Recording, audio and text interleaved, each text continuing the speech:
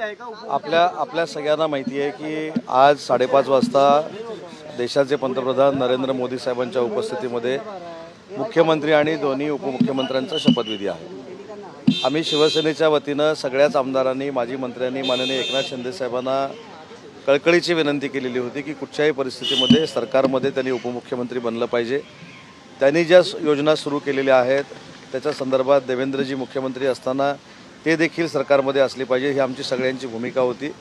आणि मला सांगताना आनंद होतोय की शिवसेनेचे आमचे सगळे आमदार, शिवसैनिक, महायुतीचे सगळे आमचे आमदार आणि माननीय देवेंद्रजींनी स्वतः देखील एकनाथ शिंदे साहेबांना विनंती केलेली होती आणि या सगळ्यांच्या विनंतीला, इच्छेला मान देऊन माननीय एकनाथ शिंदे साहेबांनी हे उपमुख्यमंत्रीपद घ्यायचं मान्य केलं। त्यानंतर आम्ही सगळे माननीय देवेंद्रजींना भेटण्यासाठी सागर बंगल्यावर आलेलो होतो। त्यांच्याकडनं माननीय एकनाथ शिंदे साहेबांच्या उपमुख्यमंत्रीपदाच्या शिफारसीचे जे पत्र आहे ते आमच्याकडे देण्यात आलं आणि ते आता आम्ही राजभवनावर येऊन राजभवनाचे जे प्रधान सचिव आहेत प्रवीण दराडे त्यांच्याकडे सुपूर्त केलेला आहे आणि आमच्या सगळ्यांच्या विनंतीला मान देऊन आम्ही जी इच्छा व्यक्त केली होती त्या इच्छेला मान देऊन माननीय एकनाथ शिंदे साहेब 5:30 वाजता राज्याच्या उपमुख्यमंत्रीपदाची शपथ घेतील हे आता निश्चित झालेलं आहे। इतर मंत्री काय शपथ घेणार आहेत का? तीनच लोक कशामुळे निर्माण झाली होती, काय कारण होतं? कोंडी अजिबात नव्हती। प्रत्येकाची म्हणजे जे मुख्यमंत्रीपदाची शपथ घेणार आहेत ते देवेंद्रजी असतील, आम्ही माजी मंत्री सगळे असू, शिवसेनेचे सगळे पदाधिकारी असतील, शिवसेनेचे सगळे आमदार असतील, शिवसेनेचे खासदार असतील, यांची प्रामाणिकपणाची इच्छा होती की ज्या एकनाथ शिंदे साहेबांनी या महाराष्ट्रासाठी, आमच्या सगळ्यांसाठीच फार मोठं राजकीय योगदान देऊन आम्हाला व्यासपीठ उपलब्ध करून दिलेलं होतं, त्यांचं सरकारमध्ये असणं हे अतिशय आमच्या सगळ्यांच्या दृष्टीनं आवश्यक होतं, जनतेच्या दृष्टीनं आवश्यक होतं। आणि म्हणून काल देखील आम्ही सगळ्यांनी, जेवढे आमचे शिवसेनेचे आमदार आहेत, खासदार आहेत, महत्त्वाचे पदाधिकारी आहेत, या सगळ्यांनीच शिंदेसाहेबांना विनंती केली की तुम्ही जो विचार करताय की संघटन प्रमुख म्हणून, पक्षप्रमुख म्हणून महाराष्ट्रभर फिरून संघटन करायचं आणि अन्य कोणाला तरी संधी द्यायची, हे आम्हाला कोणालाही मान्य नाही।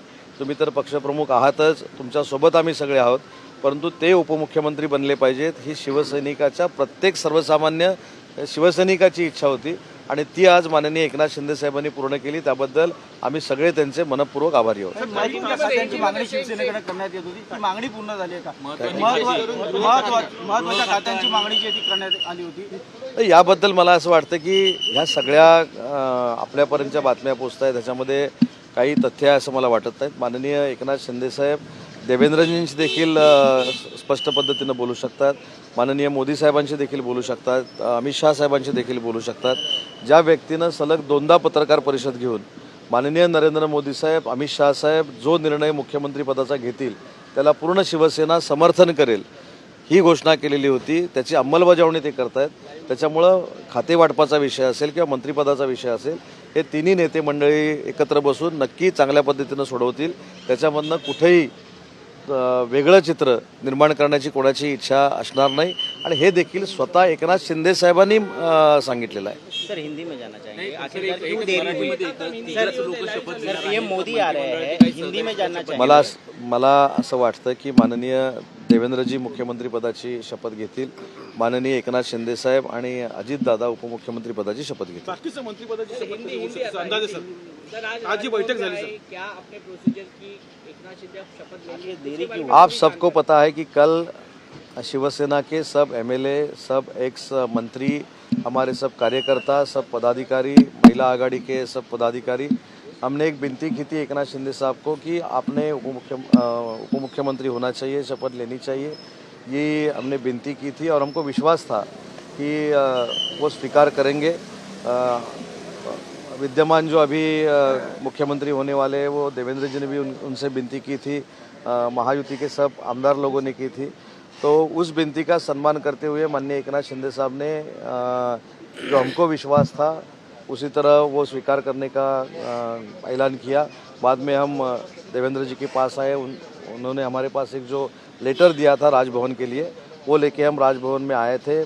प्रवीण दराडे करके जो प्रधान सचिव है राजभवन के, उनके पास हमने वो सुपुर्द किया है। अभी 5:30 बजे मुख्यमंत्री देवेंद्र जी और उपमुख्यमंत्री एकनाथ शिंदे साहब भी शपथ लेंगे उपमुख्यमंत्री पद की। सर, ऐसा कहा जा रहा था कि ये दबाव की राजनीति कर रहे हैं, उनके बारे में आप क्या जवाब देंगे? नहीं, दबाव की अगर राजनीति रहती तो पिछले 5 दिन में 2 बार खुद एकनाथ शिंदे साहब ने खुद की पत्रकार परिषद लेके समर्थन जो डिक्लेयर किया वो हम नहीं करते, क्योंकि उन्होंने बोला था कि केंद्रीय नेतृत्व जो नरेंद्र मोदी साहब है, अमित शाह साहब है, जो मुख्यमंत्री पद के लिए निर्णय लेंगे वो हम